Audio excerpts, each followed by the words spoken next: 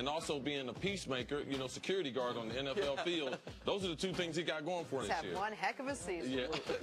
All right, let's talk a little Rob Gronkowski, who was suspended for the cheap shot on Bills corner Tre'Davious White last Sunday. After the game, Gronk complained that he never gets calls when defenders get physical with him, and his quarterback seems to think he may have a point. He's tried to change his style of play, you know, a little bit, but I mean, I think he obviously gets grabbed and held all day long. So I'd say it's very frustrating for him, you know, to get these pass interference calls, and he's getting held the whole game, you know, and then he doesn't get a call. I could see why he's very frustrated. You know, I think it's frustrating for everybody. Coach, does Gronk have a reason to be frustrated? There's no level of frustration that justifies what he did there. None whatsoever. And really getting a one-game suspension, that could have easily been a two-game suspension or more. He deliberately, after the play, went after somebody's head, and now the player's in concussion protocol. Yeah. With so that apparatus on his arm, too. It's wrong on every level. And I appreciate the fact that he understood that right after the game, and he apologized for it.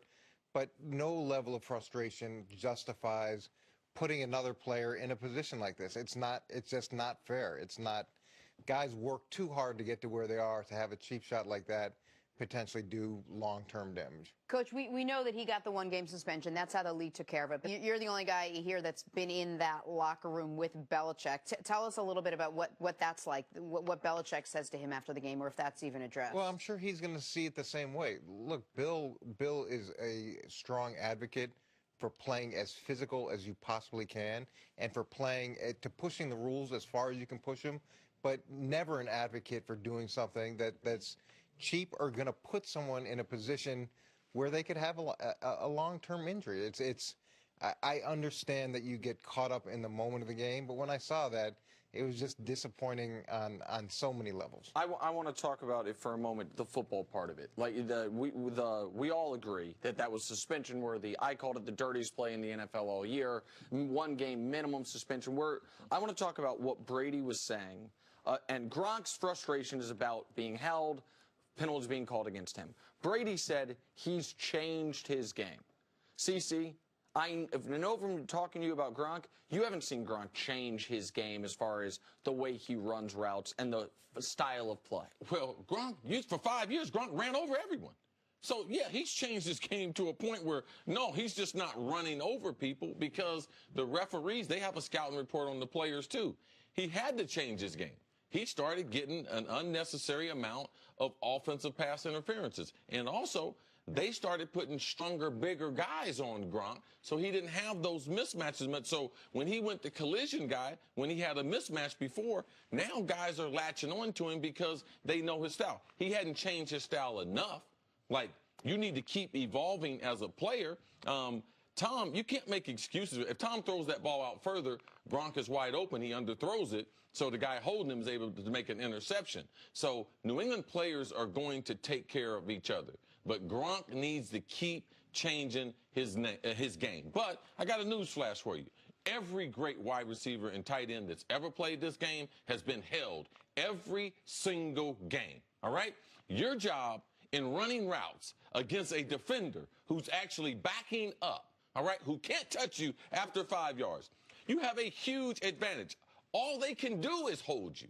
That is the compliment to a great player. Well, what do they do to you? They either doubled me or they held me. That's the only way I can be stopped. And Gronk should be used to that. Julio Jones, Antonio Brown. You think they don't hold him every week? Yes. And here's the other thing. As a defensive back coach, you're teaching the safeties not to initiate contact with a guy that's almost, 50, 60, 70 pounds more than you. You want them to win against a tight end like that with their speed and with their finesse. And when they get in tight, more often than not, Gronk is the one who's pushing off. Gronk is the one that is putting guys in bad positions. And he may get called a percentage of the time, but it's nowhere near the amount of times that he's doing it. It's like Seattle DBs. They would hold all the time, and they'd only get called a very small percentage of the time, but it was good business for them because of the plays they made with it. It's the same thing. The thing about tight Gronk, ends. and Amendola, he's not playing now, but he's a great example. Amendola has great short area quickness. He can get in and out of his routes in a short period of time, in a short number of steps, and be efficient running after the catch. Gronk now is just trying to play bully ball. He's trying to knock you off the spot. Gronk has not gotten quicker in and out of his breaks and the wear and tear on his body where he's not laterally as fast as he used to be. Now, what does he do? What is Gronk great at? Gronk has a tremendous catch radius.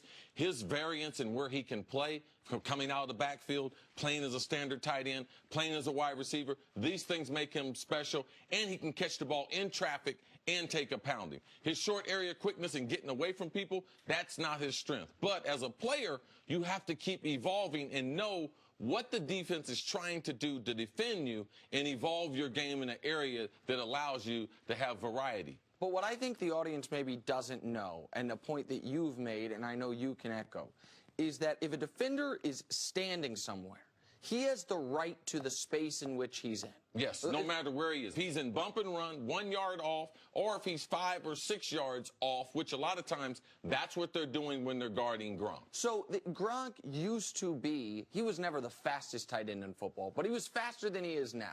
Yes. So he was more athletic than he is now. As everyone, he's aged and he's gotten hurt a bunch. He's still probably the best tight end in football.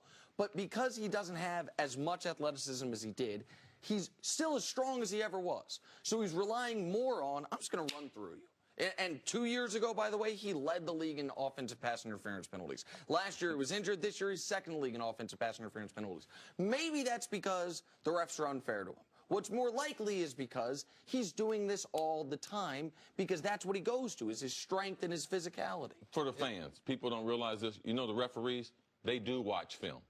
They do watch things going into the game. Just like we have key things that we know about the side judge, the back judge, the umpire, the referee, they also watch film, so they have a scouting report on what style and certain things to watch during the game. And you get that report. You do the scouting report on the officials, and you know what they call. And if they call a high percentage of a certain type of penalty, you better handle it that week or you're going to get a bunch of them. So just to recap, everyone's getting reports on everyone. Just make sure I got all that. Nick's got a bunch from here. Yeah, we know. Look at this. This is a report. Coach, thank you so much. Always fun Good having to see you, Coach. Coming up, Aaron Rodgers still turning the Packers season around. That is next on First Things First.